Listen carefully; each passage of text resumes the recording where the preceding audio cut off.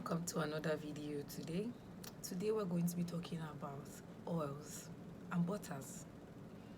Oils and butters have similar function to the skin. Oils are called emollients. If you've gone through your terms you should be familiar with in skincare, you would see where I talked about oils and butters. So there is no need for me to explain too much, but oils are emollients and butters are concepts, and the difference is oils help other ingredients to absorb into your skin beautifully while keeping your skin soft and supple and moisturized, and occlusives lock in that moisture that you've put into your skin. So that is why sometimes you apply body butters, you realize that it's just on the surface, it's very shiny, and after a period of time you don't see it as well as oils.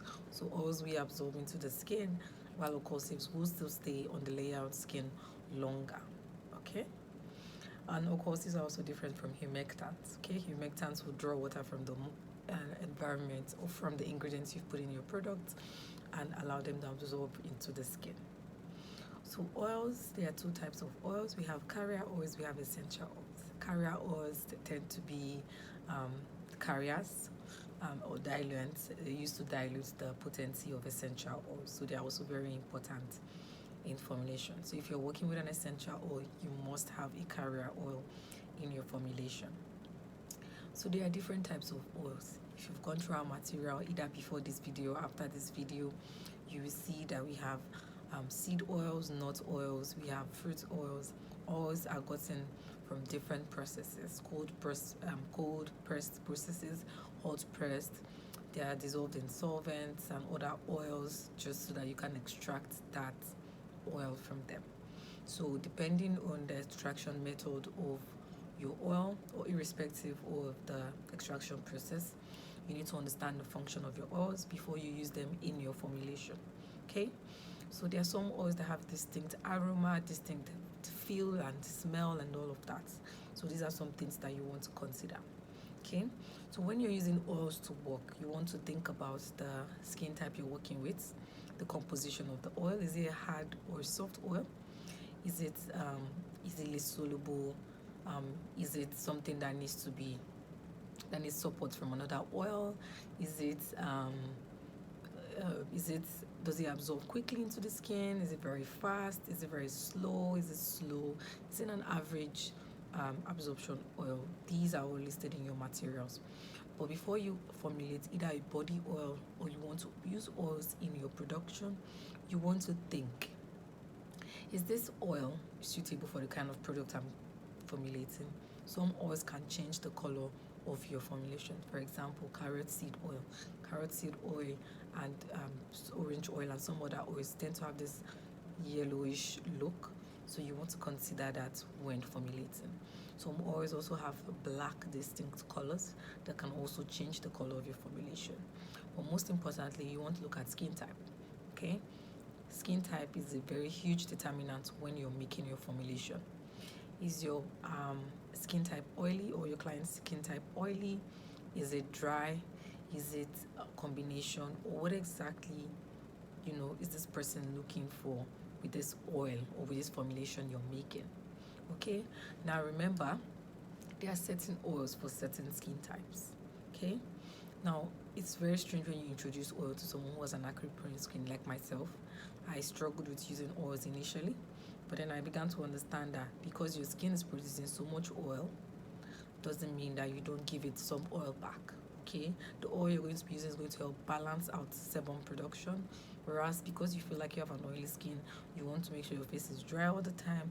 It makes your skin to produce more oil, thereby leading to more frequent breakouts, because your skin is trying to produce oil to keep your skin in check.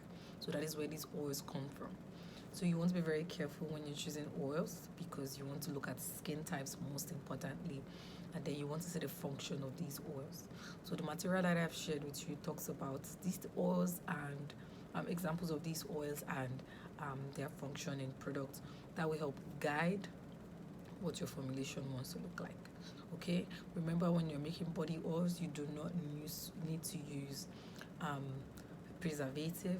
And then some people use propylene glycol when they're making body oils, because it helps to be absorbed into the skin, which is not bad.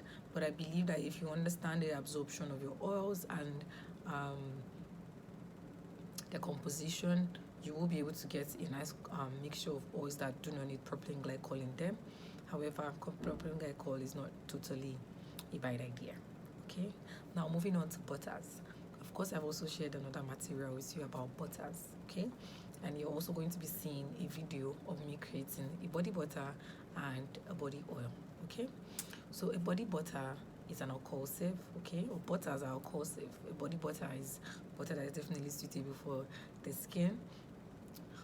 When making body butters, you want to consider the kind of butters you're using. We have different types of butters. We have shea, cocoa, avocado, mango, olive butter, and so many other butters that are coming out, even lavender butter. So when you're making your body butters, you want to look at the type of butter you're using. Is it a hard or a soft butter? One very soft butter is shea butter. If you put shea butter in your room that is hot, within a period of time, it will begin to melt. However, if you put mango butter in the same room, within a period of time, it will last longer than shea butter in terms of getting melted. Okay, so with body butters, you want to consider the type of butters you're using, and the type of butter you like to make. Is it an anhydrous butter or is it an emulsified butter?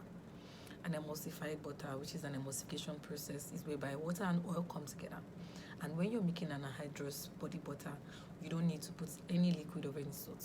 Put in your butters, put in your oils, and then whip that up. Okay? But when you're making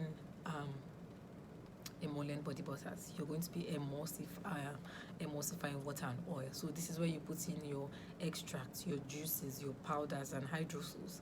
So you need to have an emulsifier in your formulation, which could be e-wax, it could be stearic acid in combination with other things, it could be olivem.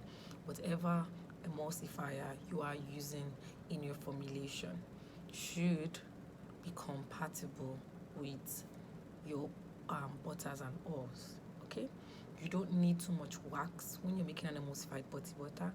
You want to keep, for every 100 gram, you want to keep your body butter, your emulsifier, between 1 to 5% for every 100 gram. So if you want your butter to be very soft, you reduce your wax to probably about 3. And then if you want your body butter to be more like a very thick consistency, you can leave it at 5. Okay, that's if you want it to be very, very thick. But I would say leave it at 1 to 3% for every 1 to 5% for every 100 gram, depending on the type of consistency you want. So when you watch my video on me making a body butter, I want you to pay very close attention to my product formulation and percentages and all of that. Okay, I hope you've learned a lot from this video, and I will see you in our next video. Bye.